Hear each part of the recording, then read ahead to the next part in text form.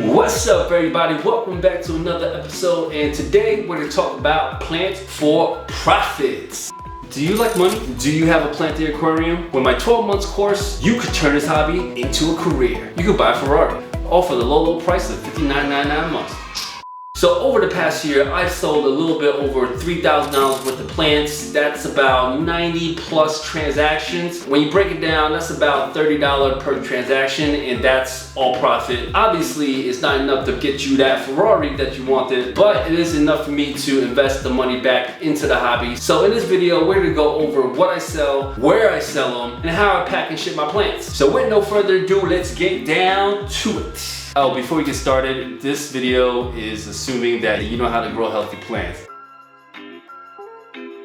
Now, what I like to sell is more slow-growing plants, for instance, your Java fern. And there's a lot of different types of Java ferns. You have the regular Java fern, you have the needle leaf, there's tons of Java ferns. So invest in that. The other species is Bobitis. They have microbobitis, regular bobitis. There's a whole bunch. People love crypts. You could go with pink flamingo. You have spiralis tiger, which grows as tall as your tank or as large as you want it to be. And also Anubias. You have Anubias nana, Anubias nana petite, Anubias Snow White, Anubias Pinto, Anubias, oh my god, the list just keeps on going. And the other plant that I love to sell is Boost. So many different varieties. You have Ketigan, you have Brownie Ghost, which is a very tough species to find, and they go for over $100. And to be honest, I really don't know all the species of Boost. You have them, people would buy them. A Platinum Glosso. I've recently sold Platinum Glosso and got a good bit amount of money for it. But when I say slow growing, I mean,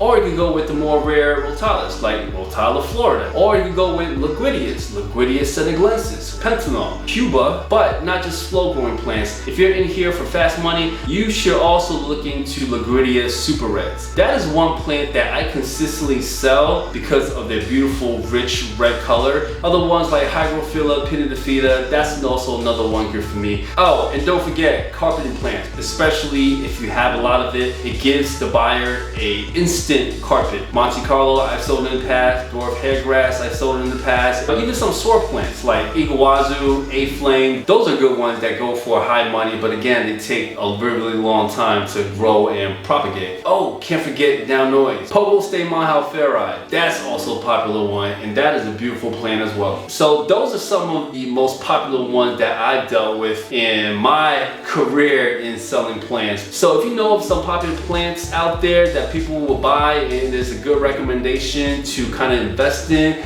leave a comment down below. The reason I don't mention easy plants is because for me it's a bit harder to get rid of, but they do move though.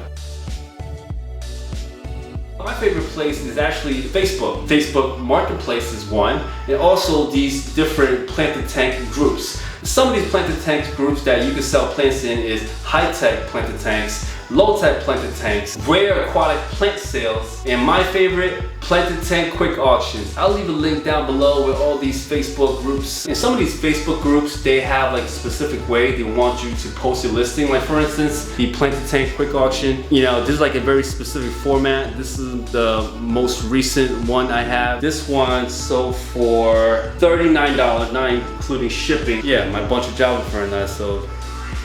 Which leads me to another thing. When you're posting about your plants, you want to post the best picture you possibly can. What I like to do is I like to take a video along with a photo so people know exactly what they're getting. And also freebies, you know, every now and then I like to toss in freebies, especially for people that continues to buy from my auction or comes back and hits me up, be like, hey, do you have this, this, and that? You know, like little free things that makes people's day a little bit better. Puts a smile on my face, puts a smile my face. Other places outside of Facebook that you can sell is Reddit. They have a whole bunch of planted tank groups that you can join. A lot of people are looking for stuff. You can also offer up stuff. And of course, you can sell on other social media platforms like Instagram and TikTok. And TikTok is one of the bigger ones. I've seen Nate's Aquatic sell quite a lot of plants. So TikTok is definitely a good place to sell. And lastly, of course, if you really love plants for profit and you want to turn it into business, you could just start your own store, start promoting yourself and sell your plants from your website. But for me, for everyday hobbyists, Facebook, social media, Reddit are your go-to.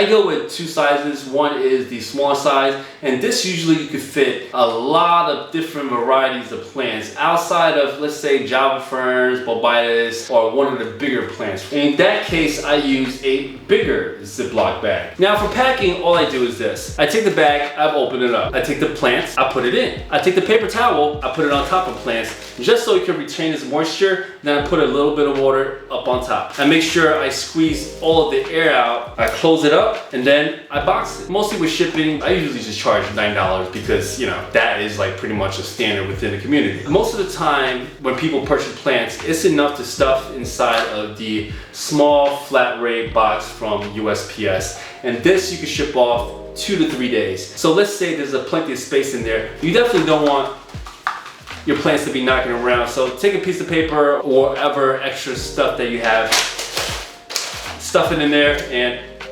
we're good to go. Take that, you seal it up, and now it's time to get the label. Several ways to do this. You can actually take this particular box seal to the post office or wherever you're going and buy a label from there. But you actually get it cheaper if you buy it online. What I use is stamps.com. But the thing is, stamps.com only have 2 vendors, USPS and UPS. But I can't see you going outside of USPS because of how cheap it is and how most of the time they're pretty efficient. 2 out of 10 times, your stuff is delayed and things might die, and you kind of want to work out what you want to do with that loss or that shipment. And also, if you want to get supplies from USPS, you could actually grab these at the USPS, or you could go to USPS.com and just order it and have them ship it to your house. They give these away for free, but essentially when you pay for the shipping, they charge you for it because the price of this is baked into the cost.